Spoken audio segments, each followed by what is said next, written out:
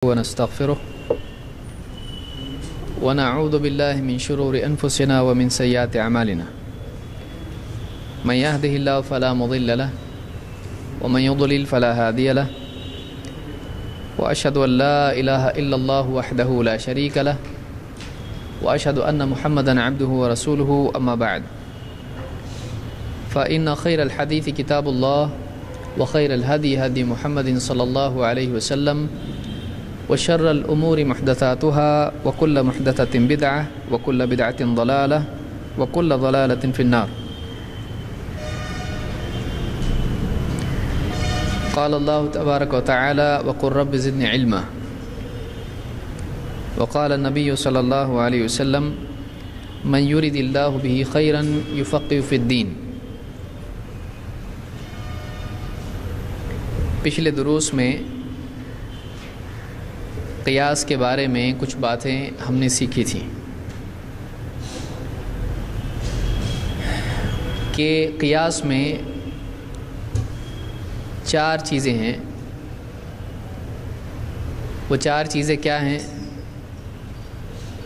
قیاس کے چار ارکان ہوتے ہیں.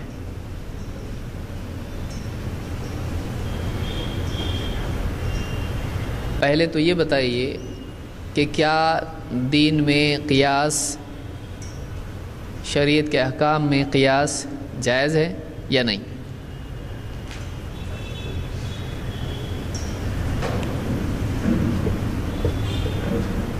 جائز.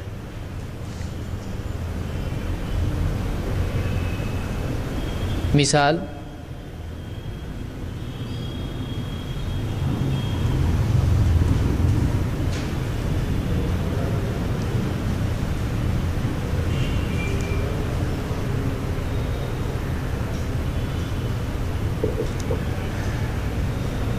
امتحان قریب ہے.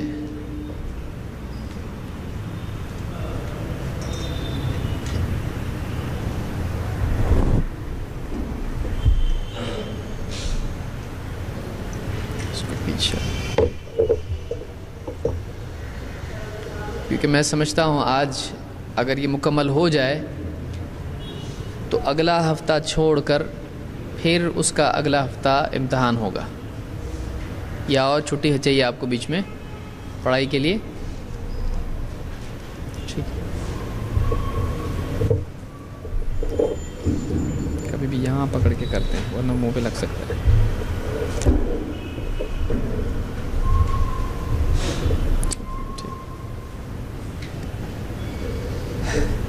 تو یہ تقریباً میں سمجھتا ہوں یہ آخری ہمارا درس ہو سکتا ہے. اگر بات مکمل ہو جائے تو اس کے بعد 1 یا 2 ہفتے کی چھٹی آپ کو دے کر یا اس میں ریویژن بھی کر سکتے ہیں، اعادہ کر سکتے ہیں، اور پھر اس کے بعد آپ کا امتحان ہوگا. آج ہی ہم لوگ اس کی تاریخ بھی طے کر دیں گے.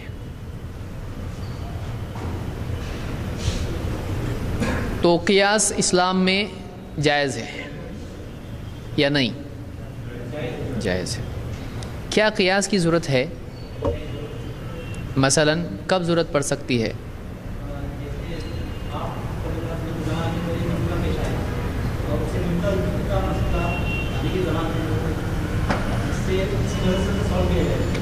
کیا سارے مسائل اللہ کے نبی صلی اللہ علیہ وسلم کے زمانے میں پیش نہیں آئے؟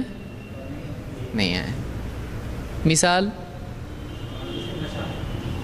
نشہ اس زمانے میں نہیں ہوتا تھا. ملتا جلتا نشہ کیسے؟ چرس، گانجا، نہ چیم ہے نہ گاف ہے. عربی میں ہے چرس، گانجا نہیں ہے. تو اس پر حکم لگانے کے لیے علت دیکھیں گے یا چیز کا نام دیکھیں گے؟ کہ کوئی آدمی کہے کہ بھائی چرس کا نام قرآن میں ہے کیا؟ نہیں ہے.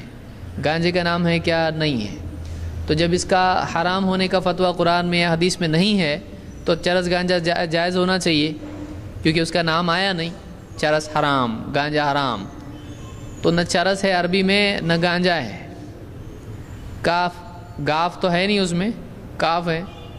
اور چیم ہے نہیں اس میں، کیا ہے؟ جیم. تو جب اس کے حروف ہی شروع ہونے والے نہیں ہیں تو پورا نام کہاں سے آئے گا؟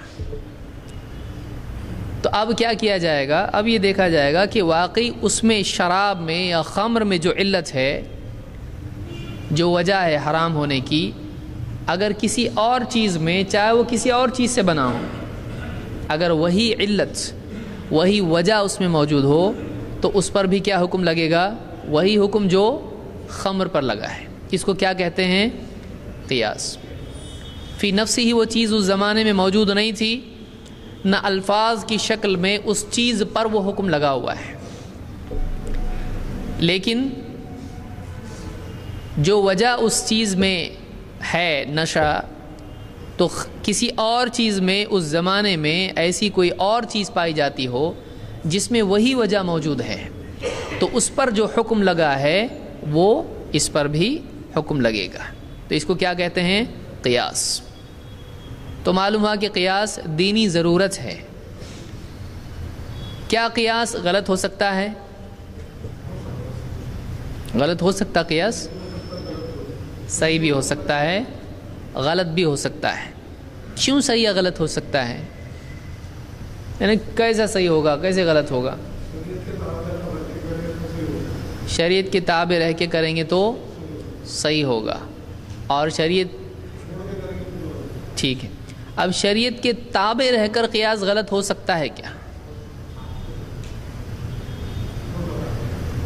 تو پھر تابع رہ کے کیے تو کیسے صحیح ہوگا؟ یعنی جواب کیا ہوا؟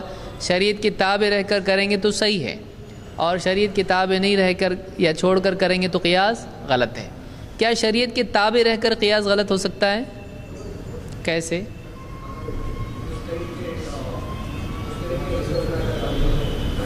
تو شریعت کے تابع رہ کر بھی قیاس غلط ہو سکتا ہے۔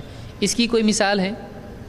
ایسا کوئی قیاس کرے کہ ایسا یعنی قیاس کیا تو غلط ہو گیا، شریعت کے تابع رہ کر بھی، شریعت کے معاملے میں بھی؟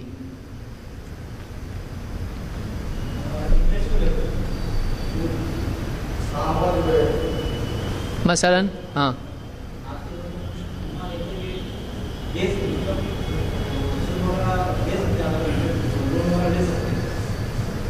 یا آپ اس میں کہہ سکتے ہو کہ دار الحرب کے بارے میں ایک روایت ہے کہ لا ربا فی دار الحرب، اس الفاظ کے قریب قریب الفاظ سے مکحول کی روایت موجود ہے۔ دارقطنی نے جہاں تک مجھ کو یاد ہے اس کو روایت کیا ہے کہ لا ربا فی دار الحرب، دار الحرب میں سود نہیں۔ اس بنا پر احناف کے نزدیک اور امام ابو حنیفہ کے نزدیک ایسا کوئی ملک، ایسا کوئی علاقہ ہے جہاں پر مسلمانوں کی جنگ ہے، دار الحرب ہے، وہاں پر رہنا مطلب دین پہ چل نہیں سکتے، وہاں پہ دار الحرب ہے، مسلمانوں کی سے جنگ ہے، اس علاقے سے معاہدہ نہیں ہے، وہ دار الاسلام بھی نہیں ہے، نہ ان سے کوئی مسلمانوں کا معاہدہ ہے، ان سے جنگ ہے مسلمانوں کی، تو وہاں سود نہیں ہے، یعنی سود کا شرعی حکم وہاں لاگو نہیں ہوتا ہے، ایسا وہ سمجھتے ہیں۔ لہذا وہ کہتے ہیں کہ لا ربا فی دار الحرب کا مطلب یہ ہے کہ ہم دار الحرب میں ربا لے سکتے ہیں، سود لے سکتے ہیں۔ حنفی مذہب میں ہے ایسا، میں سود کے اس میں بتایا تھا، آپ کو تفصیل یاد ہوگی تو دیکھیے وہاں پہ۔ تو اس بنیاد پر وہ کہتے ہیں کہ اگر دو مسلمان دار الحرب میں ہیں تو وہ آپس میں سودی لین دین کر سکتے ہیں، یہ اس میں مطلب ان کے نزدیک ہے، اور ایک مسلمان حربی سے سود لے سکتا ہے۔ اب اس کی بنیاد پر دو الگ مسئلے، خرابیاں دیکھیے اس میں کیا ہے۔ نمبر ایک، یہاں پر کیا ہے، اس کو رکھ دیں،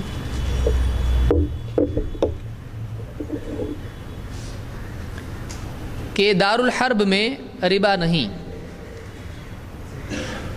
تو اب یہ اس مسئلے، یہ روایت ہی صحیح نہیں ہے کیونکہ یہ مرسل روایت ہے، اور امام شافعی نے اس کو رد کیا ہے، اور بہت ساری بات اس میں کہی جا سکتی ہیں۔ قرآن کا عموم ہے، اس کو آپ ایک ایسی حدیث سے خاص کر رہے ہو جو کہ سندن بھی صحیح نہیں ہے، تو ایسا نہیں کیا جا سکتا ہے۔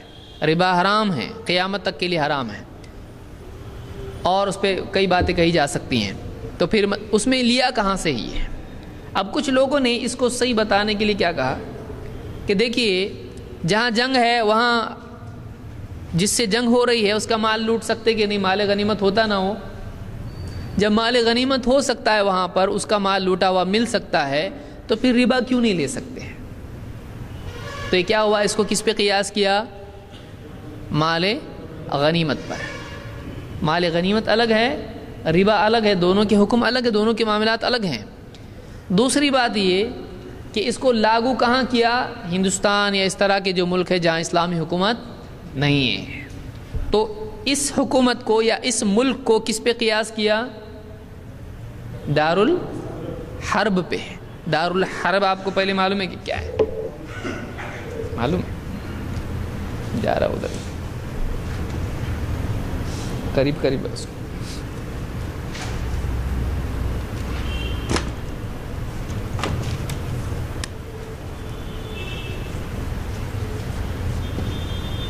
دار الحرب، حرب کے معنی جنگ، اور دار کے معنی گھر۔ دار الآخرہ جو اللہ نے کہا، آخرت کا گھر، گھر دار لوگ بولتے ہیں۔ تو دار یعنی گھر، مقام جہاں بستا ہے انسان، رہائش، مقام۔ دار الحرب یعنی عربی میں اضافت کا قاعدہ معلوم ہے آپ لوگ؟ کتنے عربی میں بیٹھتے ہیں آپ لوگ اور کتنے شکایت کرتے ہیں عربی نہیں لے رہے؟ دار، دار الحرب، گھر حرب کا، جنگ کا گھر، ایسا ملک یا ایسا علاقہ جہاں مسلمانوں کی جنگ ہو، کوئی معاہدہ نہیں، کوئی امن نہیں، کچھ نہیں، جنگ ہو رہی مسلمانوں کی۔ تو اب کیا ہندوستان کو دار الحرب کہا جا سکتا ہے؟ نہیں۔ کیوں نہیں؟ یہاں کے قانون میں خود اسلام کے لیے مسلم پرسنل لاء بنا ہوا ہے۔ مسلمانوں کی شریعت کے سارے احکام تو نہیں لے سکتے، بھائی تم آؤ یہاں پہ جو تمہارے حساب سے کرنا کر سکتے ہیں، نہیں۔ کرمنل لاء ان کا اپنا ہے۔ یہ اسلامی حکومت ہے کیا؟ نہیں ہے۔ یہ دار الحرب ہے کیا؟ نہیں۔ پھر کیا ہے؟ یہ جمہوریت، جمہوریت ہے ہندوستان۔ اسلامی اعتبار سے وہ کیا ہے؟ دار الامن ہے، کہ مسلمانوں کو یہاں پر رہنے کی آزادی ہے، اپنے دین پر چلنے کی آزادی ہے، اپنے دین کی تبلیغ کرنے کی آزادی ہے۔ یعنی مسلمانوں کے دین کو یہاں گنجائش ہے، تم جی سکتے ہو۔ اس کو دار الحرب نہیں بولتے ہیں، کہ وہاں کی گورنمنٹ، وہاں کے لوگ اس کو ایک ایکسیپٹ کر رہے ہیں کہ ہاں تم یہاں رہ سکتے ہو، تم یہاں اپنے دین پہ چل سکتے ہو، پرچار کر سکتے ہو۔ وہ دار الحرب نہیں ہوتا ہے، اور تفصیل آپ علماء سے پوچھ سکتے ہو۔ جیسے اللہ کے نبی صلی اللہ علیہ وسلم کے زمانے میں لوگ حبشہ گئے اور حبشہ میں رہے وہاں پر، اور وہاں کا بادشاہ مسلمان تھا نہیں، لیکن اس نے وہاں پر ان کو مسلمانوں کو رہنے کے لیے اجازت دی کہ تم اپنے دین پر رہو۔ تو کیا وہ جنگ ہے وہاں سے دار الحرب ہے؟ نہیں، دار الحرب نہیں ہوا۔ تو کیا ہندوستان میں بول سکتے ہیں کہ ٹھیک ہے، چونکہ دار الحرب میں اب دیکھیے کیا ہو رہا ہے، اس میں کیا کیا غلطیاں ہو رہی ہیں۔ پہلے مسئلہ کہاں سے لیا گیا؟ لا ربا فی دار الحرب۔ دار الحرب میں ربا کا مسئلہ نہیں ہے۔ روایت صحیح ہے؟ نہیں۔ اس پہ اصول کیا قائم ہوا؟ مسئلہ کیا نکلا اس سے؟ دار الحرب میں ربا لاگو نہیں ہوتی، لے سکتے، دے سکتے، سب کچھ کر سکتے، بلکہ بعض نے کہا دے نہیں سکتے، لے سکتے، کیونکہ دینا ان کو سپورٹ ہے، لینے میں اپنا فائدہ ہے، تو لے سکتے ہیں غیر مسلم سے، ایسے ملک میں دے نہیں سکتے۔ اس میں بہت پیچیدگیاں پیدا ہو گئی ہیں۔ تو ضعیف روایت کی بنیاد پر ایک مسئلہ اخذ کیا گیا۔ دوسری غلطی، اس مسئلے کا انطباق کا مطلب یا تطبیق کا مطلب پریکٹیکل اپلیکیشن، اس کو لاگو کرنا۔ اس مسئلے کو جو کہ غلط یعنی مسئلہ تھا، غیر ثابت شدہ چیز سے نکالا گیا تھا، اس کو ایسی جگہ اپلائی کیا گیا جو وہ نہیں ہے۔ تو ہندوستان کو چونکہ اسلامی حکومت نہیں ہے، قیاس کیا گیا کس پر؟ دارالحرب پر، اور یہاں گنجائش نکالی گئی کہ کیا یہاں ربا چلتی ہے۔ کتنی غلطیاں ہوئی؟ بہت ہو گئی نا، کم سے کم کتنی ہوئی؟ 2۔ پہلی غلطی، اصل مسئلہ کیا ہے؟ ثابت شدہ نہیں ہے۔ دوسری غلطی، اس میں مسئلہ دونوں کیا ہیں؟ دونوں الگ ہیں۔ جس پر قیاس کیا گیا ہے تو اس میں اور جس کو قیاس کیا جا رہا ہے اس میں فرق ہے یا سیم ہے؟ فرق ہے نا۔ تو یہ 2 غلطیاں عام طور سے قیاس میں ہو سکتی ہیں۔ ایک تو یہ کہ اصل ہی ثابت نہ ہو، جیسے ہم نے یہاں پر دیکھیے قیاس کے لیے شروط، کیا شروط ہیں؟ قیاس کے لیے کیا شروط ہیں؟ 4 شروط نہیں ہے اس میں۔ کیا وہ 4 شرط ہیں؟ دیکھیے ہاں وہ 4 کیا ہے؟ 4 اور 2، ابھی 2 اور 4 کچھ تو ہو رہا ہے یہاں پہ۔ کیا ہوا؟ وہ 4 والے کون ہیں پھر؟ یہ جو 4 بولے تھے وہ کیوں بولے تھے لوگ؟ تو وہ کیا ہے؟ شرط نہیں ہے، وہ شرط نہیں ہے قیاس کی 4 چیزیں۔ سب بول رہے ہیں دیکھتے ہم کیا بولتے ہیں، ہم لوگ جواب نہیں دینے والے، پھنسنے کا نہیں ہے ہم کو، ہم پھنسے کہ سب ہنسے۔ ہاں وہ 4 چیزیں کیا ہے اس کی؟ ارکان ہیں۔ ارکان کس کو بولتے ہیں؟ جس پر یہ مسئلہ قیاس کا ٹکا ہو۔ اور شرط کس کو بولتے ہیں؟ شرط تو آپ کو معلوم ہے ابھی، بشرطے کہ آپ نے یاد رکھا ہو، یعنی اس کے لیے شرط پوری ہونا چاہیے۔ شرط اور شرط میں کیا فرق ہے؟ اب انہوں نے شرط لگائیں گے تو شرط نہیں ہو، شرط ہے۔ شرط کا مطلب ہوتا ہے علامت، علامت، اور شرط کا مطلب ہوتا ہے کنڈیشن، جس کو ہم بولتے ہیں شرط۔ جہاں ہمارے یہاں شرط استعمال ہوتا ہے تو شرط الگ ہے، اس کی جمع اشراط ہے، اور یہ شرط اس کی جمع شروط ہے۔ ٹھیک ہے؟ تو ارکان اور شرط 4 ارکان ہیں اس کے۔ کیا ارکان ہیں؟ اصل، یہ اصل، اصل، اصل، اور فرع، فرع، فرع، اور تیسرا علت اور قلت، ہاں حکم۔ تو اصل، فرع، علت اور حکم۔ اب یہاں پر 2 چیزیں ہم دیکھیں گے کہ قیاس کے لیے شروط کیا ہیں۔ ایک تو یہ کہ وہ کسی اپنے سے قوی تر دلیل سے ٹکرانا نہیں چاہیے۔ یہ جو قیاس کیا جا رہا ہے، اصل قرآن میں کیا ہے؟ ثابت شدہ مسئلہ کیا ہے سود کے بارے میں؟ وَأَحَلَّ اللَّهُ الْبَيْعَ وَحَرَّمَ الرِّبَا۔ اللہ تعالیٰ نے ربا کو کیا کر دیا؟ اللہ نے کہا ایسا دارالحرب میں حلال کیا یا فلاں جگہ حرام کیا، ایسا اللہ نے کہا؟ علی الاطلاق حرام ہے یا نہیں؟ اگر یہ مان لیتے ہیں کہ نہیں بابا ہندوستان کیا ہے؟ یہ دارالحرب ہے، تو مال غنیمت بنا سکتے کہ نہیں؟ کسی کو باندھی بنا سکتے کہ نہیں؟ پھر یہ بھی لاگو کریں گے؟ کسی کا بھی مال لوٹ سکتے ہیں؟ نہیں لوٹ سکتے ہیں، کیونکہ ہم یہاں کیا کر رہے ہیں؟ ڈاکیومنٹ سائن کر رہے ہیں، میں اس ملک میں رہتا ہوں، میں ایسا کرتا ہوں، میں ایسا کروں گا، ایسا نہیں کروں گا۔ تو ہم معاہدہ کر رہے ہیں کہ نہیں کر رہے ہیں؟ ہم معاہدہ کر رہے ہیں کہ ہم یہاں رہیں گے، امن سے رہیں گے، یہاں ہم گڑبڑ نہیں کریں گے۔ تو اس کے بعد وہ معاہدہ توڑا جا سکتا ہے؟ یہ بات یاد رکھیں۔ دین دین ہے، دین سیاسی مسائل کی وجہ سے تبدیل ہو سکتا ہے، دین دین ہے، تو اس کو قیاس نہیں کیا جا سکتا۔ اگر اس کو دارالحرب مان لیتے آپ کسی بھی غیر مسلم کا مال لوٹ رہے ہیں، آپ کسی بھی عورت کو اپنی باندھی بنا کے اس کے ساتھ تعلق کر رہے ہیں، کیا دارالحرب ہے؟ نہیں۔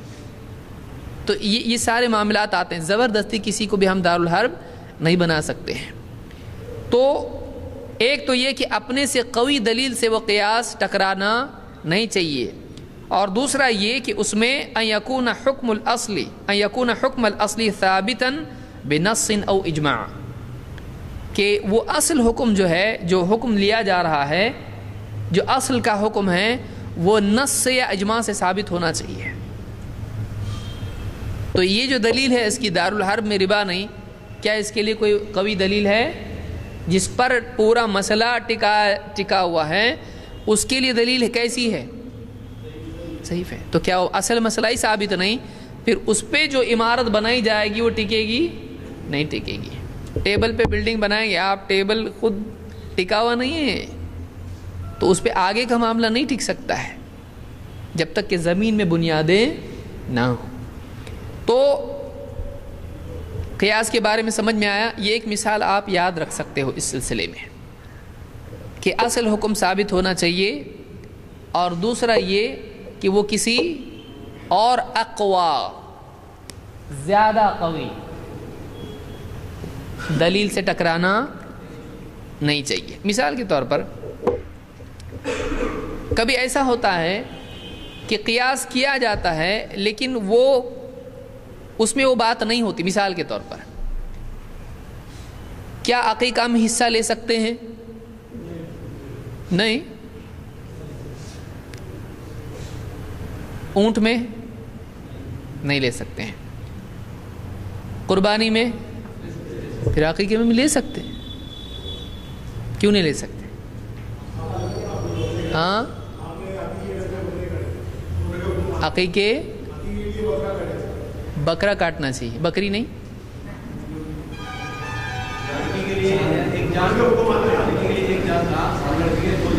حدیث میں جان کا لفظ ہے، حدیث میں جان کا حکم دونوں کے لیے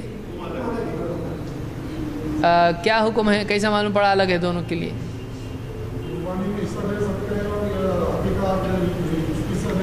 عقیقے میں ہے حصہ نہیں لے سکتے،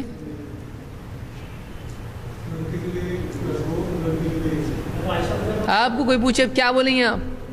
ہاں،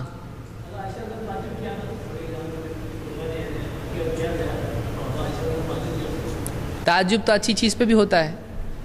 کیا بات ہے، کتنا اچھا بچہ، اتنا چھوٹا ہو کہ پورا قرآن یاد ہے، تو کیا یہ تعجب ہے؟ تو اچھا ہے کہ برا ہے؟ انکار بھی کیا، تو وہ تعجب تھا یا افسوس تھا؟ کیسا معلوم پڑا تعجب ہے کہ افسوس ہے؟ انکار کیا، منع کیا۔ انکار کس کو کہتے ہیں؟ نہیں کرنا ایسا، تو ایسا بولے نہیں کرنا، بہت ستا رہے نا، ایکسیپٹ نہیں کرنا۔ کیا الفاظ ہے جس سے معلوم ہے ایکسیپٹ نہیں کیا انہوں نے؟ اچھا، وہ مطلب میرے سے مطلب نہیں، میں خالی انکار کا بول رہا ہوں۔ کیا کہا اس میں ایسا نہیں ہوتا تھا؟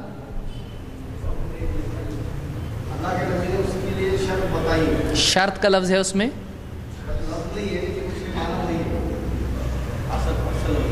اصل وہی ہے۔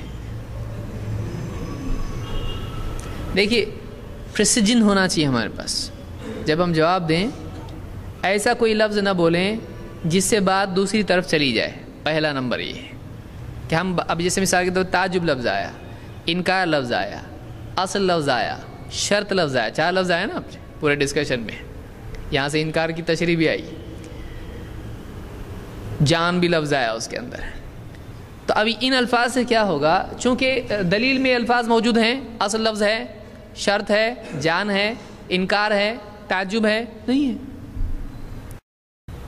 حضرت عائشہ نے کیا کہا؟ معاذ اللہ، اللہ کی پناہ۔ معاذ اللہ کب بولتے ہیں؟ بہت اچھا لگا تو بولتے ہیں نا، اللہ کی پناہ کتنا اچھا ہے، نہیں بولتے ہیں معاذ اللہ۔ اللہ کی پناہ تعوذ کیا جاتا ہے بری وقت میں، بری چیز کے سلسلے میں، اللہ بچائے مجھ کو۔ کس نے کہا تھا معاذ اللہ؟ ہاں، اور قرآن میں ہے کہ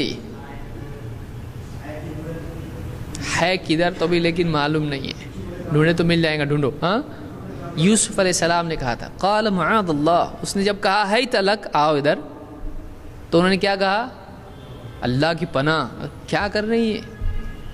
تو یہ ناپسندیدہ چیز کے وقت میں، منکر کے وقت میں کہا جاتا ہے اعوذ باللہ، معاذ اللہ، اس طرح کے الفاظ۔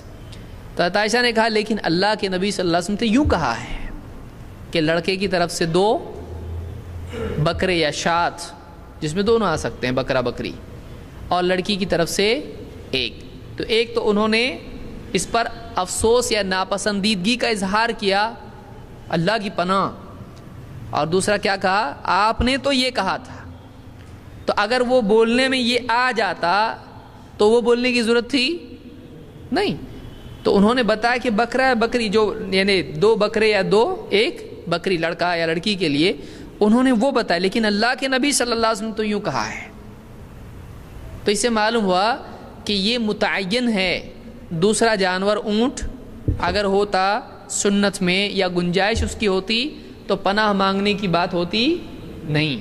دوسرا اس کے بالمقابل اس کو ذکر کرنے کی ضرورت رہتی، جیسے کوئی آدمی قربانی کے وقت میں بیل ذبح کر رہا ہے، کوئی آدمی کر معاذ اللہ، اللہ کے نبی صلی اللہ علیہ وسلم تو بکرا ذبح کیا تھا قربانی میں، یہ بولنا اس کا صحیح ہوگا؟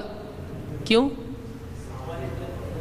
آپ کے زمانے میں دوسرا بھی ہوا ہے اور خود آپ نے بھی کیا ہے، اونٹ بھی ذبح کیا آپ نے، اور آپ نے گائے بھی ذبح کی ہے اپنے گھر والوں کی طرف سے، اپنی بیویوں کی طرف سے۔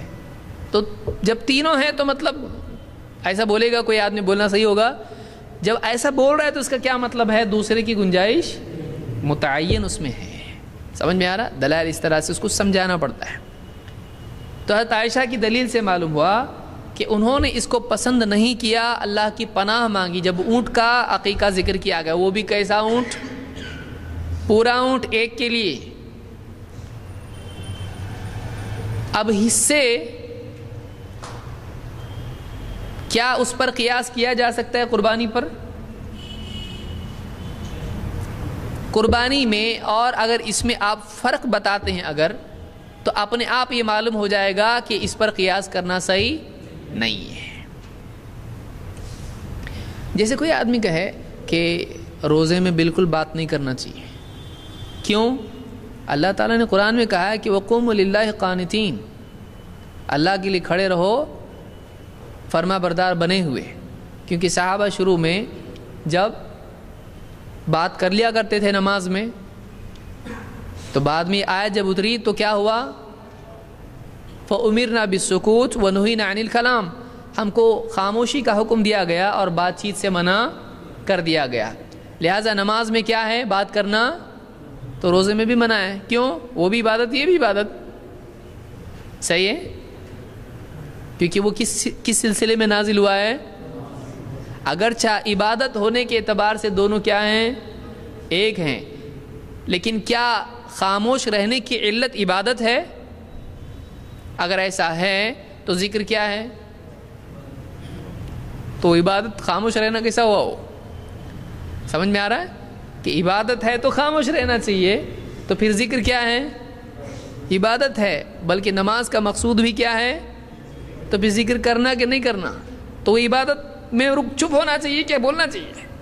تو معلوم ہے کہ ہر عبادت میں ہر حال میں خاموشی ہے، تو جہاں وہ آیا ہے وہیں اس کو رکھنا پڑے گا۔ لہٰذا خود ذکر میں یہ لاگو نہیں ہوتا ہے جو کہ نماز کی اصل اور مقصود ہے، تو اس کو روزے میں لاگو کیا جا سکتا ہے۔ سمجھ میں آ رہا میں کیا بول رہا ہوں؟ ایک دم ترتیب وار ایسا ہم کو بولنے آنا چاہیے کہ آپ یہ قیاس، اس کو کیا کہیں گے؟ القیاس مع الفارق، فارق، فرق کرنے والی چیز موجود ہے، یہ کیس الگ ہے، یہ کیس الگ ہے، اس کو اس پہ قیاس نہیں کیا جا سکتا ہے۔ لہذا قربانی الگ ہے اور عقیقہ ہے کہ نہیں الگ؟ بتاؤ الگ کیسا ہے؟ جان کا تو نہیں ملا ہم کو، یعنی لفظاً جان کی دلیل ہے نہیں ہے۔ ہاں، کیونکہ اگر جان کی دلیل ہے، لڑکی کو 1 جان، لڑکے کو 2 جان، تو جان کا حدیث میں ذکر آیا ہے نہیں ہے۔ ہاں، بکرا بکری خاص جانور نہیں۔ مجھ کو یہ بتائیے کہ قربانی کے سلسلے میں قربانی اور عقیقہ، اضاحی جس کو آپ کہیں گے، اور عقیقہ دونوں الگ ہیں یا ایک ہیں؟ اس میں ذبح بولتے ہو کرتے ہو کیا بولتے، اور اس میں بھی ایک نہیں ہے؟ اس میں حلال جانور ذبح کرتے اور اس میں حرام نا، ایک ہے نا؟ یہ کس کے لیے ذبح کرتے اور یہ ایک نہیں ہے؟ تین تین دلیل دیا نا آپ کو میں نے، صحیح ہے؟ اب آپ مجھ کو بتاؤ الگ کیا ہے؟ نمبر ایک، عقیقہ ایک ہی بار ہوتا ہے، اور قربانی کیا ہوتی ہے؟ فرق نمبر ایک، کوئی آدمی ہر سال اپنا عقیقہ کرتا؟ ارے میرا عقیقہ ہے، ارے پچھلے سال تو کیا تھا، پھر ہر سال کرنے کا رہتا ہے ایسا عقیقہ؟ دو، دوسرا فرق،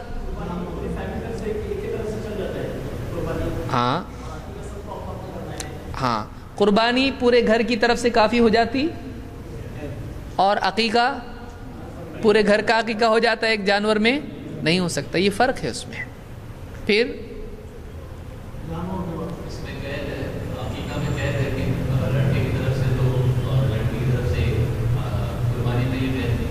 قربانی میں عورت اگر قربانی کر رہی تو کتنے جانور کرے گی، اور آدمی کرے گا تو اگر دونوں ایک ہیں تو اس میں دو آئیں تو وہاں بھی دو ہونا چاہیے، ہے ایسی شرط نہیں ہے؟ تو نبی صلی اللہ علیہ وسلم نے شرط بتائی، دونوں میں فرق کیا، مرد اور عورت میں تفریق ہے کہ نہیں ہے؟ تو کیا قربانی میں وہ تفریق ہے؟ نہیں ہے، تو معلوم ہوا کہ یہاں تفریق ہے وہاں تفریق نہیں ہے، تو الگ ہے۔ اور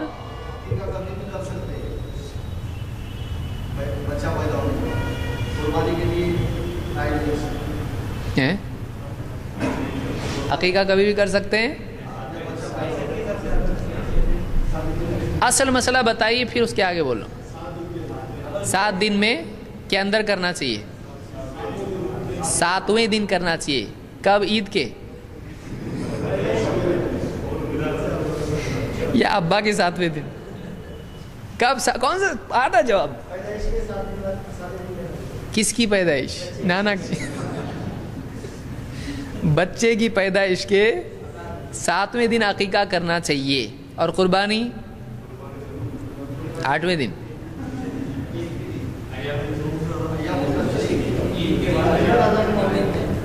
عید کے بعد، عید کا دن پکڑ کے اور 3 دن، یہ بھی اختلاف ہے 3 دن ہے کہ 2 دن ہے، 2 بھی کوئی بولتا ہے تو ٹھیک ہے، اور بھی اس کا نیرو ہو گیا، عید کا دن اور اس کے بعد کے 2 دن عام طور سے یعنی حنفی علماء یہ بولتے ہیں، امام شافعی اور اہل حدیث علماء بولتے ہیں کہ نہیں اور 3 دن ہے اس کے بعد میں، تو 4 دن پکڑ لو۔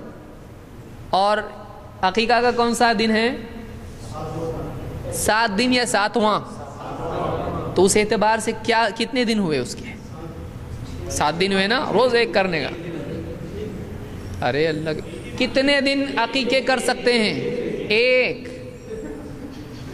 7واں دن کا مطلب کیا ہوتا ہے؟ 7 ہوتے ہیں، تمہارا نمبر 7واں ہے تو 7 بار آئے گا وہ ڈاکٹر کے پاس۔ 7واں اور 7 میں فرق ہے، تو قربانی کے دن کتنے ہیں؟ 3 یا 4؟ اختلاف کو دیکھتے ہوئے بول رہا ہوں میں، ہمارے نزدیک 4 ہیں، اور عقیقے کے کتنے دن ہیں؟ 1 دن ہے۔ قربانی کے دن چلے گئے تو کر سکتے نا قربانی؟ بہت دیر ہو گئی، بکرا مل رہا نہیں تھا، میں تو وہاں بکرا بک رہا تھا تو مجھ کو ٹائم ہوا، دکھ رہا نہیں تھا، جلدی لے کے آیا میں، اب کر سکتا ہوں 1 ہفتے بعد، کر سکتے؟ قربانی ہوگی اس کی؟ نہیں ہوگی۔ لیکن اگر نہیں کر پایا، آگے عقیقہ کرتا ہے تو اللہ کے نبی صلی اللہ علیہ وسلم نے کیا کہ نہیں کیا؟ نبی بننے کے بعد اپنا عقیقہ کیا۔ کسی کی قربانی نہیں ہوئی ہو وہ سال میں کبھی بھی کر سکتا ہے، اور عقیقہ اگر نہیں ہوا ہو تو فرق ہو رہا ہے دونوں میں، ہاں نہیں، حد بے حد، متعین غیر متعین، ایک کیسا بول رہے ہیں، اتنے سارے فرق اس میں ہیں، تو معلوم ہے کہ یہ الگ ہے یہ الگ ہے، سمجھ میں آ رہا ہے؟ تو قیاس بعض اوقات کیا جاتا ہے کسی ایک پر دوسری چیز کو، لیکن دونوں میں کیا ہوتا ہے؟ فرق ہوتا ہے۔ زبردستی اگر قیاس کیا جائے تو پھر ایسے کئی مسائل ہیں جس میں غلطی ہو جائے گی، کہ کسی کا بھی مسئلہ کسی پر بھی قیاس کیا جا سکتا ہے، غلط ہوگا وہ۔ ایسا کر سکتے ہیں، ایک چیز کو دوسری پر قیاس نہیں کر سکتے ہیں۔ جیسے مثال کے طور پر آپ دیکھیے روزہ ہے، اللہ کے نبی صلی اللہ علیہ وسلم نے فرض روزہ چھوڑ سکتے ہیں، توڑ سکتے ہیں نہیں، لیکن نفل روزہ توڑ سکتا ہے آدمی۔ اگر مہمان آ گئے، نفل روزہ کسی کا ہے، اب یہ احناف میں نہیں ہے، اسی لیے بعض لوگوں کو لگے گا کیا بتا رہے، روزہ دم توڑ دوں گا میں، جان توڑ دوں گا، لیکن روزہ نہیں توڑوں گا۔ نفل روزہ توڑا جا سکتا ہے۔ اللہ کے نبی صلی اللہ علیہ وسلم کی کئی حدیثیں ہیں، الصائم المتطوع امیر نفسہ، نفل روزہ رکھنے والا اپنے آپ کا امیر ہے، چاہے تو روزہ توڑ دے چاہے جاری رکھے۔ تو ایسی کئی حدیثیں ہیں، اور اس کو دن کے یعنی کسی بھی حصے سے شروع کیا جا سکتا ہے، بشرطے کہ کھایا نہ ہو۔ لیکن فرض میں کر سکتے ایسا، فرض کی قید کیا ہے؟ سحری کا وقت ختم ہونے سے پہلے اس کی نیت ہونا چاہیے۔ تو اب دونوں کو سیم بنایا جا سکتا ہے، اگرچہ وہ دونوں کیا ہیں؟ روزہ ہے، لیکن دونوں کو سیم کر سکتے ہیں نہیں۔ اسی طرح سے آپ دیکھیے، ایک آدمی کہے، یاد رہے گا سب کچھ انشاءاللہ، ڈرتے ڈرتے بول رہے تو انشاءاللہ دیکھتے ابھی اللہ سے دعا کرتے یاد رہتا کہ نہیں۔ ایک آدمی مثال کے طور پر فرض نماز پڑھ رہا ہے، فرض نماز کیسا پڑھنا چاہیے؟ کھڑے ہو کے جماعت کے ساتھ، صحیح ہے، دو فرق ہم کو ملیں گے۔ جماعت کے ساتھ پڑھنا چاہیے، اور سنت نماز جماعت سے پڑھ سکتے ہیں۔ فجر کی صاحب آئے تو دیکھا آدمی فرض ہے کہ سنت ہے، کون سی ہے سمجھ میں نہیں آ رہا، جماعت سے دونوں بھی۔ تو کیا پہلی جو دو سنت فجر کی پڑھی جاتی ہے وہ جماعت سے پڑھنا دین میں ہے؟ کبھی تو بھی پڑھے کہ اللہ کے نبی صلی اللہ علیہ وسلم نے سفر میں، حضر میں کبھی پڑھے نہیں؟ یعنی وہ کیسی پڑھی جاتی ہے؟ وہ کتنی رکعت ہے فرض؟ 2، اور یہ کتنی ہے؟ تو وہ اور یہ دونوں الگ، اس کو جماعت سے پڑھ سکتے ہیں۔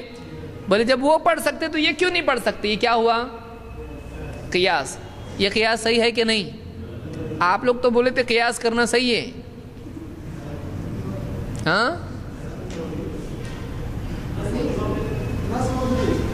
کیا موجود ہے؟ اللہ کے نبی صلی اللہ علیہ وسلم کبھی آپ نے جماعت سے سنت نماز فجر کی، سفر ہو یا حضر ہو، کبھی بھی نہیں پڑھی، اور صحابہ نے پڑھی نہیں پڑھی۔ تو صحابہ کا ترک ثابت ہے اس کا، تو اس کو اس پہ قیاس کیا جا سکتا ہے۔ سنت کو فرض پر قیاس کر سکتے ہیں نہیں۔ فرض میں آپ کو کھڑے ہو کر ہی نماز پڑھنا ہے، لیکن اگر آپ کے اندر قدرت نہیں تو بیٹھ کر، اس کی بھی قدرت نہیں تو لیٹ کر پڑھ سکتے ہیں۔ لیکن نفل نماز آپ بیٹھ کے پڑھ سکتے ہیں، پڑھ سکتے ہیں، کوئی مسئلہ نہیں۔ اس کے اندر ثواب کیا ہو جائے گا؟ اس کا کم ہو جائے گا، آدھا ہو جائے گا اس کا۔ تو دونوں مسئلے الگ ہیں۔ فرض کے لیے آپ کو کیا کرنا پڑے گا؟ سواری سے اترنا پڑے گا، یعنی کون سی سواری؟ جیسے بائک وغیرہ ہے یا اس طرح کی گھوڑا اونٹ وغیرہ ہے، اس سے اتر کے آپ نماز پڑھتے تھے۔ لیکن نفل نماز سواری پر پڑھ سکتے ہیں، اشارہ کر کے آپ رکوع سجدہ کریں گے۔ فرض نماز کے لیے آپ کا رخ قبلے کی طرف ہونا کیا ہے؟ لازم ہے۔ چلو شرط ہم آگے آئیں گے تو جب دیکھیں گے اس کو، شرط ہے اس کے لیے، کیونکہ نماز کے پہلے سے وہ کرنا پڑے گا آپ کو۔ لیکن نفل میں آپ سواری پہ ہوں، سواری کو آپ کہیں بھی چھوڑ دیں، آپ کی سواری قبلہ رخ سے بدل بھی جائے تو آپ کو مڑنے کی ضرورت ہے نہیں۔ یہ مسائل بھی آپ اسے معلوم ہی نہیں، بول رہے آپ ٹھیک ہے آ رہا آنے دو، یہ الگ مسائل ہیں، یہ ہم دیکھیں گے آگے جا کے۔ تو ان میں یہ فرق ہے، ایک کو دوسرے پر قیاس کیا جا سکتا ہے نہیں، اگرچہ بھی نماز ہے، اگرچہ وہ بھی 2 رکعت ہے، لیکن اس کو ایک دوسرے پر قیاس کر سکتے ہیں نہیں۔ تو قیاس کے لیے ایک تو یہ کہ اصل کے لیے دلیل ہونا چاہیے، یہ ایک اصول اس میں ہے۔ دوسرا یہ کہ جو قیاس کیا جا رہا ہے وہ اس سے مضبوط دلیل سے ٹکرانا نہیں چاہیے۔ کہ آدمی قیاس تو کر رہا ہے، جیسے مثلا ایک آدمی کہے کہ دیکھو نماز میں کیا ہے؟ ادب سے کھڑے رہو۔ دیکھو یہ ادب لگ رہا ہے میرے کو، ناف کے نیچے ایک دم ادب سے کھڑا ہونا، یہ ہے تو ادب ہے یہ۔ تو اب یہ کیا کیا اس نے؟ ادب کے لفظ کو پکڑ لیا، لیکن اس سے اقوی دلیل موجود ہیں۔ اللہ کے نبی صلی اللہ علیہ وسلم نے کہاں باندھا ہاتھ؟ سینے پر۔ یہ قوی دلیل، مسند احمد کی روایت جو ہے یہ حسن درجے کی ہے، اور اس کے علاوہ روایتیں موجود ہیں، تو وہ قوی دلیل موجود ہے کہ آپ نے سینے پر باندھا۔ تو ادب، اب جو لفظ یہ سمجھا ہے، اپنے معاشرے میں جو عمل ہو رہا ہے ادب والا، اس پر قیاس کر سکتا ہے؟ اس کو جو لگ رہا ہے ادب وہ نہیں کر سکتا ہے۔ کوئی بولے گا ہمارے یہاں ایسا کرتے ایک دم، بچے کو ذرا ادب سے کھڑے رہو تو بچہ فوراً ایسا کر لیتا ہے، وہی فطرت پہ بھی ہے یہ، لو کر سکتے؟ نہیں کر سکتے۔ کیوں؟ اس لیے کہ ہمارے اپنے فہم اور اپنے قیاس کے مقابلے میں ہمارے معاشرے کے عمل پر ہم قیاس کر سکتے ہیں۔ اس کو نبی صلی اللہ علیہ وسلم سے ملنے والا عمل پہلے دیکھنا پڑے گا، اگر وہ مل گیا تو اب قیاس نہیں کریں گے۔ سمجھا؟ آگے بڑھتے ہیں۔ تو کتنی مثال، کون کون سی مثالیں دیکھی ہم نے؟ آپ بولے تھے انشاءاللہ۔ ہاں، ایک انٹرسٹ کا دیکھا ہم نے، دوسرا عقیقہ اور قربانی، تیسرا روزہ فرض اور نفل، اور نماز فرض اور نفل، روزہ فرض نفل، نماز فرض نفل، سود اور دار الحرب، اور اسی طرح سے عقیقہ، اور بہت لوگ حقیقہ بولتے ہیں اس کو، حقیقت میں وہ حقیقہ نہیں ہے، وہ کیا ہے؟ عقیقہ، عین سے ہے، وہ ہا سے نہیں ہے، ہا سے نہیں بلکہ وہ عین سے۔ تو بہرحال اجتہاد کا ہم نے دیکھا تھا، وہ تو یاد ہوگا آپ کو۔ قیاس اجتہاد میں ہے یا اجتہاد قیاس میں ہے؟ ہاں؟ قیاس اجتہاد میں ہے۔ اجتہاد بڑا ہے یا قیاس بڑا ہے؟ اجتہاد بڑا ہے۔ اس میں سے جز اور کل کی نسبت کس کی کس سے ہے؟ قیاس کیا ہے؟ کس کا؟ اجتہاد کا۔ تو اس کے علاوہ کیا اجزاء ہیں؟ اس میں کیا ہو سکتے ہیں قیاس کے علاوہ؟ اجتہاد میں کیا کیا ہو سکتا ہے؟ استحسان خود ہے، من استحسن فقد شرع، امام شافعی بولتے ہیں، جس نے استحسان کیا اس نے شریعت گھڑی۔ اس میں اختلاف ہے، ہم نہیں مانتے استحسان کو۔ ہاں،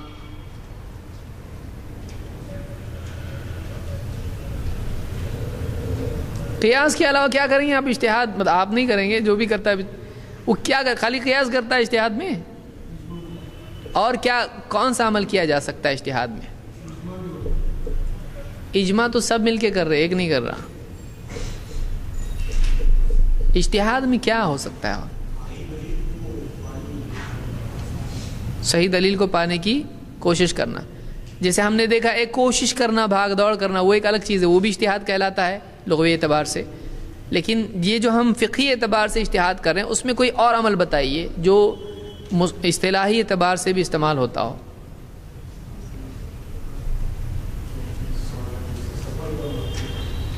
وہ تو پریکٹیکل ہوا، وہ اجتہاد میں وہی کر رہا ہوں، بھاگ دوڑ والا نہیں۔ اصطلاحی اعتبار سے کوئی ایسا عمل بتائیے۔ کیا؟ استنباط۔ لیکن استنباط بھی کیا ہے؟ اجتہاد ہی کے معنی میں ہے، یعنی ایک مسئلے کو تلاش کر کے نکالنا، استنبطا۔ تو اجتہاد کے لیے بھی وہ استعمال ہو سکتا ہے، اسی طرح سے لفظ ہے وہ، یعنی دونوں برابری کے سمجھ لیجیے۔ ہاں، گھر کو جانا وہ تو اجتہاد ہی ہے نا، وہ تو تعریف ہوئی اجتہاد کی، وہ مقصد ہوا اجتہاد کا، کیونکہ میرے کو نتیجے پہ پہنچنا ہے بھائی، کر کے تو اجتہاد کرنا ہونے تو کیوں کرتا میں، تو مقصد ہوا اس کا۔ دیکھیے آپ کو کوئی بولے گا آپ ٹھیک ہے آپ بتاؤ قیاس کے علاوہ کیا کرتا ہے آدمی اجتہاد میں، تو آپ سوچ رہے خالی قیاس ہی ہے، تو بولے دیکھو جس کا آپ مخالفت کر رہے ہیں اس کے سوا کچھ ہے ہی نہیں آپ کے پاس اجتہاد میں۔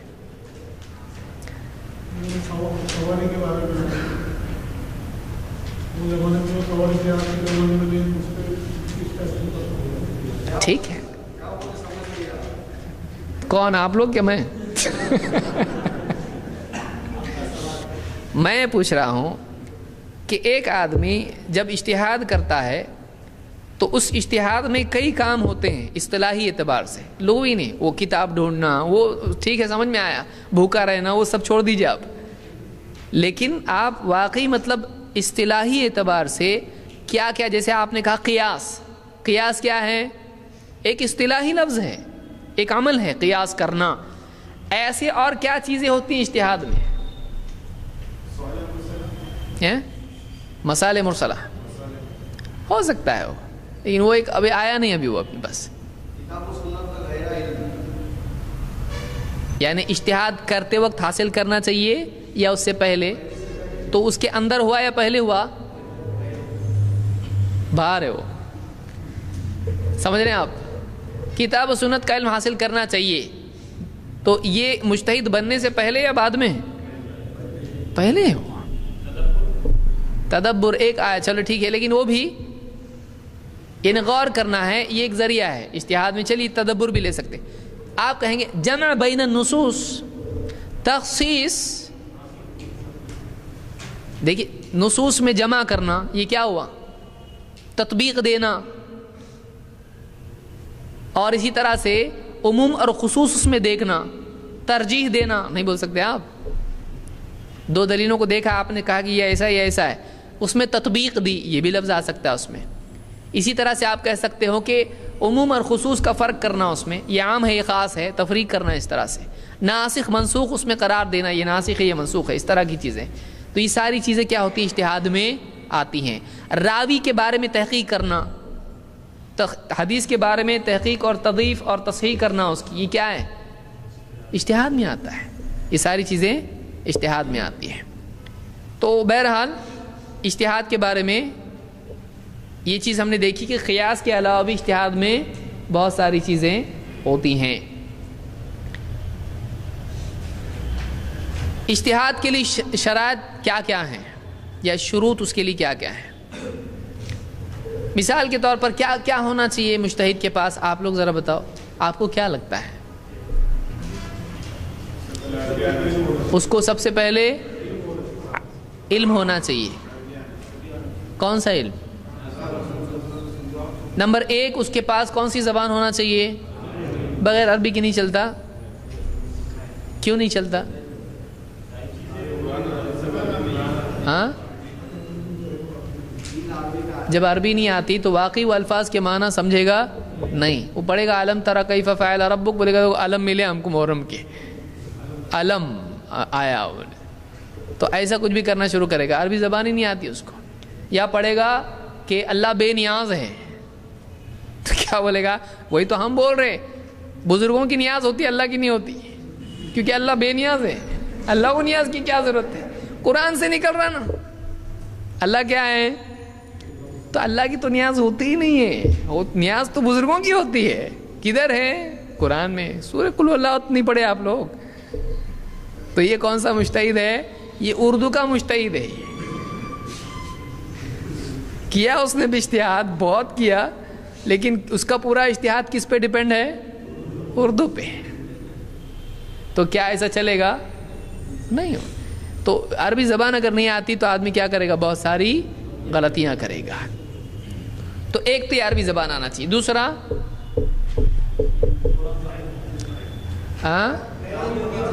گہرا علم ہونا چاہیے. کس کا؟ قرآن و سنت کا علم ہونا چاہیے. قرآن و سنت کے علوم میں سے کیا کیا علم ہونا چاہیے اس کو؟ اصول اور فروع کے مسائل اس کو آنا چاہیے. یہ جواب صحیح ہے؟ یہ سمجھا نہیں؟ اصول اور فروع کے مسائل، مثال کے طور پر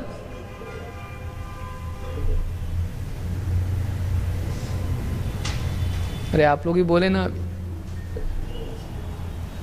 ٹھیک ہے آسان بولو تھوڑا، دوسرا اجازت کینسل کر دو اس کو، اور بولو. ناسخ اور منسوخ کا علم ہونا چاہیے، آیات میں احادیث میں، دونوں میں. اور کیا ہونا چاہیے؟ اسماء اور رجال کا علم اس کو ہونا چاہیے. یعنی حدیث صحیح ہے ضعیف ہے معلوم کیسے پڑے گا؟ راویوں پہ ڈیپینڈ ہوتا ہے. اگر حدیث ہی ضعیف ہے تو وہی ہوگا مسئلہ جیسا سود میں ہوا. روایت جو ہے متصل ہے کیا ہے اس کو معلوم ہونا چاہیے، یہ ضعیف ہے یا صحیح ہے. اس کے اعتبار سے پھر کیا کیا چیز ہے اس کو معلوم ہونا چاہیے حدیث کے سلسلے میں. ایک اسماء و رجال کا علم. دو حدیث کے اصول اس کو معلوم ہونا چاہیے. جیسے وہ اصول و فروع میں یہ آئے گا سب، تو حدیث کے اصول اس کو معلوم ہونا چاہیے. اور اسی طرح سے اصطلاح مصطلح الحدیث اس کو آنا چاہیے. ہو گیا ہو حدیثیں اس کے پاس 55 حدیثیں ہوں تو چلے گا کیا؟ اس کے پاس اتنا ذخیرہ ہونا چاہیے کہ وہ ان میں سے غور کرے. کم حدیثیں ہوں گی تو کیا ہوگا؟ اس کا اجتہاد اکثر اس کے پاس دلیل اس کے خلاف بعد میں وہ اجتہاد کر دے گا. بعد میں معلوم پڑے گا ایک حدیث ہے جو اس کے خلاف جا رہی ہے. اور ہو گیا اسماء و رجال کا علم. ہاں صحابہ کی فتح معلوم ہونا چاہیے اس کو. کیوں ایسا؟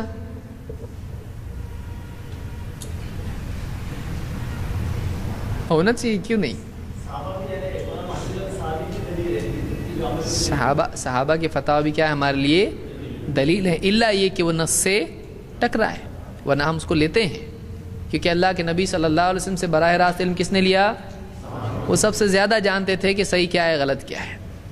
تو صحابہ کی فتح اس کو معلوم ہونا چاہیے، اس کو اجماع معلوم ہونا چاہیے، اس کو اختلاف کس میں معلوم ہونا چاہیے. ورنہ جس میں اجماع ہے اس میں اجتہاد کرتے بیٹھے گا، ہے کہ نہیں؟ اجماع ہو جانے کے بعد اس میں اجتہاد کر سکتے ہیں، وہ ثابت شدہ مسئلہ ہے، اس کے خلاف اجتہاد نہیں کر سکتے ہیں. اور فقہ کے اصول معلوم ہونا چاہیے، عام اور خاص، اور اسی طرح سے ساری چیزیں جو اس کے لیے مطلق اور مقید ہے وہ معلوم ہونا چاہیے. اس کو سند ہو گیا 3 بار ہو گیا. ہاں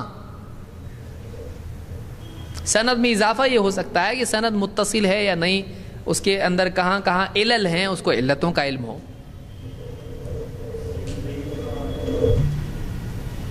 گیا ہو.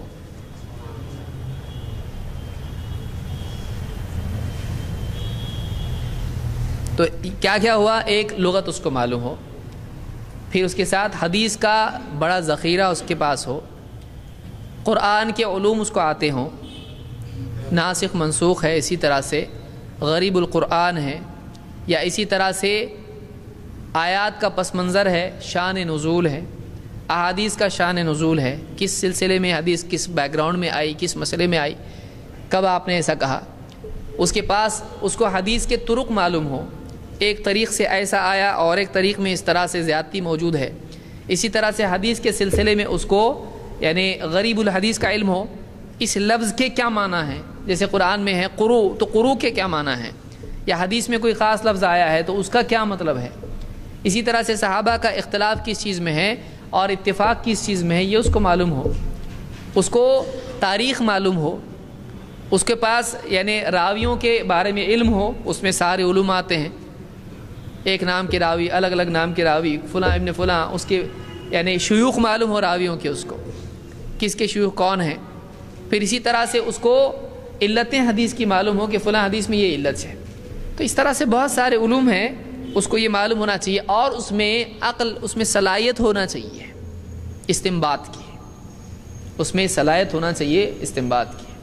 اور ویسے ہی سارے علوم اگر جمع ہو انسان کے پاس تو اس میں صلاحیت پیدا ہو جاتی ہے. لیکن یہ بھی علماء نے ذکر کیا ہے کہ واقعی اس میں غور و فکر کر کے مسائل نکالنے کی صلاحیت موجود ہو. مثال کے طور پر آپ دیکھیے، اللہ تعالیٰ نے فرمایا یا ایھا الذین آمنوا اطیعوا اللہ واطیعوا الرسول واولی الامر منکم فان تنازعتم فی شیء فردوه الی اللہ والرسول. اس میں کیا کیا ثابت ہوتا؟ اللہ کی اطاعت ثابت ہوتی. یہ معلوم ہے نا سب کو، اے ایمان والو فرما برداری کرو اللہ کی، فرما برداری کرو اس کے رسول کی، اور ان کی بھی جن کو معاملے کا اختیار ہے، تم میں سے معاملے کا اختیار رکھنے والوں کی. پھر آپس میں تم میں اختلاف ہو جائے تو اللہ اس کے رسول کی طرف معاملے کو پلٹاؤ. اس سے کیا کیا نکلتا ہے، کیا ثابت ہوتا ہے، کیا آپ نے سوچا؟ الگ ہے. تو اگر کوئی اس میں یہ کہے کہ 4 جو بنیادی مآخذ یا اصول ہیں، کتاب، سنت، اجماع اور اجتہاد یا قیاس، یہ چاروں اس آیت میں ہیں کہ نہیں ہیں؟ ہیں؟ چاروں اصل ہیں، اس میں ہیں کہ نہیں ہیں؟ کیسا ہیں؟ اطیعوا اللہ واطیعوا الرسول میں تو کیا آ گیا؟ کتاب و سنت. قرآن و حدیث ہے کتاب و سنت؟ سنت کا لفظ استعمال کریں آپ، حدیث، اب کوئی بولے گا حدیث الگ ہے سنت الگ ہے، آپ بولو سنت معلوم کرنے کے لیے کہاں جانا پڑے گا؟ تو سنت میں ممانعت والی چیزیں آتی، کیا مت کرو، نہیں آتا اگر اصطلاحی اعتبار سے آپ سنت دیکھو گے تو سنت حدیث کو بھی کیا ہے، اسی لیے علماء نے نام جو دیے ہیں کتابوں کے، سنن ابی داؤد، ابو داؤد کی کیا سنن، سنن کس کی جمع ہے؟ سنت کی۔ تو کیا صرف سنتیں اس میں ہیں؟ کیا ہے اس میں؟ فرائض نہیں ہیں، حرام چیزیں اس میں نہیں ہیں کہ کیا کیا حرام ہے، تو پھر سنت میں یہ سب آتا ہے۔ تو حدیث کے مجموعے کا نام انہوں نے کیا دیا؟ سنن۔ یہ بات یاد رکھیں۔ بہرحال تو کتاب و سنت دو چیزیں، اور اس کے بعد دو بچی کیا؟ اجماع اور قیاس۔ اجماع کہاں سے آ رہا ہے اس میں؟ اولو الامر سے کیا آ رہا ہے اس میں؟ اجماع آ رہا ہے، نہیں آ رہا؟ فَإِن تَنَازَعْتُمْ تو اختلاف ہے، کیسا آ رہا اس میں اجماع؟ تو پلٹا دو، یعنی اختلاف ہو گیا تو اجماع کیسا ہوا اس میں؟ اجماع کی دلیل کہاں سے آ رہی اس میں؟ اجماع کی دلیل کون سے حصے میں ہے؟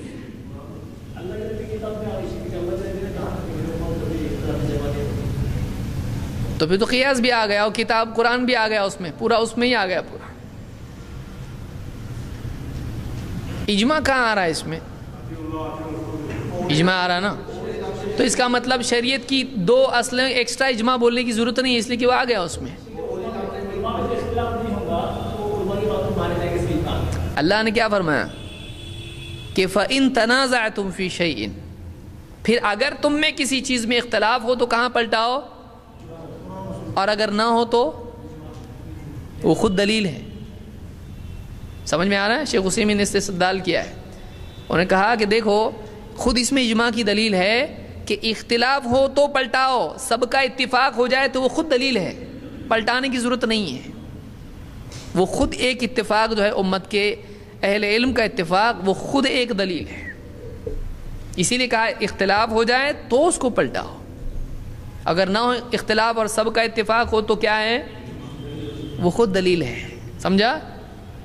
اور تیسرا کیا بچا؟ قیاس، یا آپ اس کو اجتہاد بھی کہہ سکتے ہیں۔ اجتہاد کی دلیل کہاں ہے؟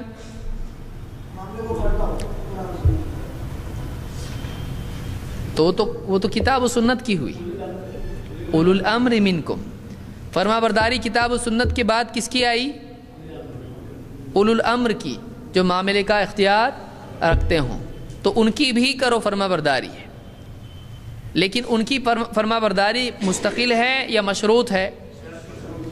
مشروط ہے، اس لیے اللہ نے یہاں پر اطیعوا کا لفظ مستقل استعمال نہیں کیا۔ اور جب دو میں اختلاف ہو جائے مجتہدین میں سے تو پھر کیا کرنا پڑے گا؟ آگے اللہ نے وہی کہا لوٹاؤ اس کو، تو معلوم ہوا کہ وہ خود حجت ہے، دلیل ہے نہیں ہے۔ تو یہ اجتہاد کی دلیل ملی، وہ اولو الامر منکم میں۔ اور فَإِن تَنَازَعْتُمْ فِي شَيْءٍ میں کیا ہوا؟ اجماع کی دلیل۔ سمجھ میں آ رہا ہے؟ تو کتاب، سنت، اجتہاد اور اجماع، یہ چاروں چیزیں اس ایک آیت میں ہم کو ملتی ہیں، لیکن اجتہاد اور اجماع کا مرتبہ کہاں ہے؟ کتاب و سنت کے بعد، اور اس کے تابع ہے وہ، اس کے تابع ہے وہ۔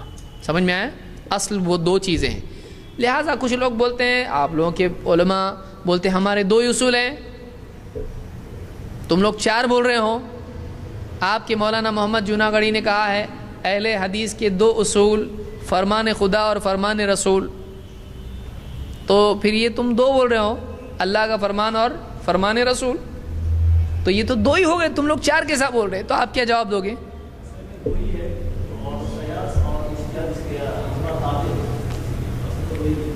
آپ یہ بتائیے اصل کیا ہے؟ میں اپنے بعد کتنی چیزیں چھوڑے جا رہا ہوں؟ دو۔ تو معلوم ہے کہ نبی نے دو بولے، تو دو پکڑ کے چلنا پڑے گا۔ آپ نے چار بولے نہیں، تو تمہارا اعتراض کدھر جا رہا؟ تو آپ نے دو چھوڑ کے گئے، تم لوگ چار کہاں سے لائے؟ دوسری بات یہ کہ ہم چار پھر تم چار کیوں مانتے ہیں؟ تو ہم کہ دیکھو دو ہیں، کیا ہیں؟ کتاب اور سنت۔ اجماع حق ہے کیسے معلوم پڑا؟ کہاں سے معلوم پڑا؟ سب نے مل کے بولے چلو آج سے اجماع کریں گے، اس لیے معلوم پڑا وہ حق ہے؟ کہاں سے معلوم پڑا کہ اجماع برحق ہوتا ہے؟ کتاب و سنت سے معلوم پڑا۔ اور اجتہاد کی گنجائش دین میں ہے، کہاں سے معلوم پڑی؟ سب نے بیٹھ کے میٹنگ کی ہے، اجتہاد ہونا چاہیے بھائی، ایسا ہوا؟ وہ بھی کہاں معلوم پڑا؟ اذا حکم الحاکم ہے نا حدیث میں کہ جب حاکم اجتہاد کرتا ہے صحیح نکلتا ہے 2 اجر ہے، غلط نکلتا ہے 1 اجر ہے، تو کہاں سے معلوم پڑا یہ اجتہاد؟ سنت سے معلوم پڑا یا قرآن سے معلوم پڑا۔ اسی طرح سے اجماع، ان اللہ لا یجمع امتی علی ضلالہ، اللہ میری امت کو گمراہی پر جمع نہیں کرے گا، یہ کہاں سے معلوم پڑا؟ سنت سے، حدیث سے۔ تو اصل تو کتاب و سنت ہی ہیں، اور بعد کے جو 2 چیزیں ہیں اجتہاد اور اجماع، یہ بھی کہاں سے معلوم پڑا؟ قرآن و سنت سے ہی۔ تو ہے بیسک یہ 2 ہی، پھر اس کے بعد تم جو کہتے ہو 4 ہیں، پھر تم کیوں بولتے ہو استحسان بھی ہے، تم کیوں بولتے مسائل مرسلہ بھی ہے، تم اس کے علاوہ بھی تو چیزیں بولتے ہو، تم صحابی کا قول بھی تو بولتے ہو، امام کا قول بھی بولتے ہو، یہ کہاں سے لائے تم لوگ؟ 4 میں تو نہیں آتا یہ۔ کوئی آدمی اگر یہ کہے امام ابو حنیفہ رحمۃ اللہ علیہ کی تقلید کرنا ہمارے اوپر لازم ہے کیونکہ ہم ان کے مقلد ہیں، بولتے نا لوگ، بولتے۔ اب ہم ان سے پوچھیں گے ٹھیک ہے تو آپ کے نزدیک 4 شریعت کے ماخذ ہیں نا، 4 دلائل ہیں آپ کے نزدیک، کتاب میں ہے امام ابو حنیفہ کی ماننا چاہیے، دوسرے کی نہیں، اس شرط کے ساتھ عالم کی بات تو قرآن میں بھی ہے، حدیث میں بھی ہے، فاسألوا اہل ذکر، یا حدیث میں بھی دوسری جگہ پر آیا ہے، لیکن امام ابو حنیفہ رحمۃ اللہ علیہ کی بات ماننا چاہیے اور دوسرے کی نہیں، یہ قرآن میں ہے، سنت میں ہے، اجماع ہوا ہے اس کے اوپر، ہوتا تو 4 نہیں ہوتے۔ اور قیاس کیسا کریں گے اس کے اوپر؟ کہاں سے یہ نا قیاس کریں گے، کیسے شروع کہاں سے کریں گے بتاؤ؟ تو قرآن، سنت، اجماع، قیاس، چاروں میں یہ مسئلہ ہے، امام ابو حنیفہ کی مان کے چلنا چاہیے نہیں، تو تعیناً ان کی ماننا چاہیے، چاروں سے ثابت نہیں، کہاں سے لا رہی ہے؟ سمجھ میں آ رہا ہے؟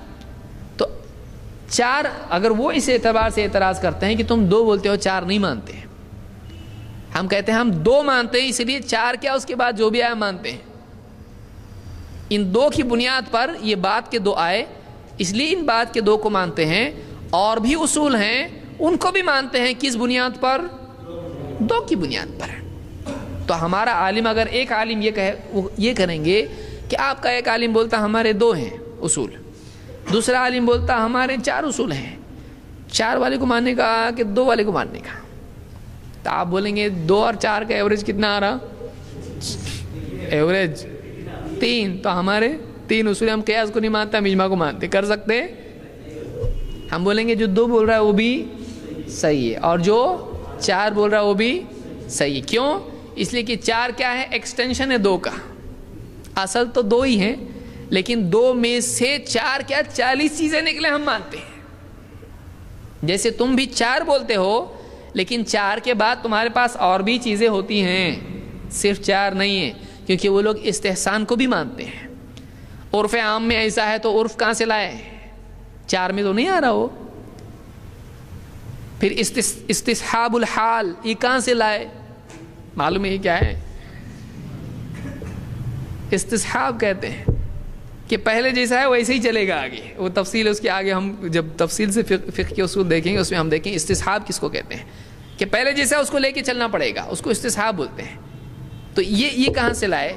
یہ 4 کے بعد آ رہا نا تمہارا، جب تم 4 پہ ایکسٹینڈ کر سکتے ہو تو ہم 2 پہ ایکسٹینڈ کیوں نہیں کر سکتے ہو؟ بشرطے کہ وہ 2 سے نکلتا ہو، پھر 2 سے 2000 چیزیں بھی نکلی تو ہم مانتے ہیں۔ تو یہ جو 4 ہیں وہ 2 میں سے نکلی ہوئی 2 اور ایکسٹرا چیزیں ہیں، اس لیے ہم مانتے ہیں۔ تو وہ جو 2 بول رہا ہے وہ بیسک بول رہا ہے، اور یہ جو 4 بول رہا ہے اس میں سے 4 میں سے اور چیزیں نکل رہی وہ بتا رہا ہوا۔ تو کوئی پرابلم تضاد ہے اس میں، اس کو سیکھیے، اس کو یاد رکھیے، ٹھیک ہے؟ تو انشاءاللہ اگلا ہمارا درس اجماع سے متعلق ہوگا۔ لینے کی ضرورت ہے اجماع کے بارے میں یا نہیں؟ لیں گے، ٹھیک ہے۔ اگلا ایک درس ہمارا مزید ہوگا انشاءاللہ، اس کے بعد پھر چھٹی آپ کی ہوگی۔